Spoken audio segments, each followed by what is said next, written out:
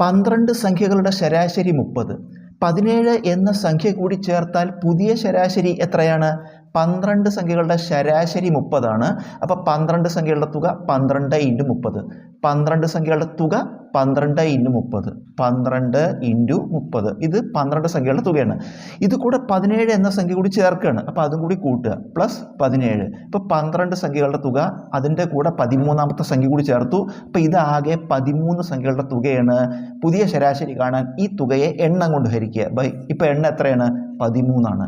12 × 3 36, ഒരു 0, 360 പ്ലസ് 17 ഹരിക്കണം 13. ഇത് കൂട്ടുമ്പോൾ 377 ഹരിക്കണം 13. 37 13 26. 37 26 കുറച്ചാൽ 11. അടുത്തക്കം 7. 117 13 9 തവണ. 9 × 13 117. കുറയ്ക്കുമ്പോൾ 0 കിട്ടും. ഉത്തരം 29.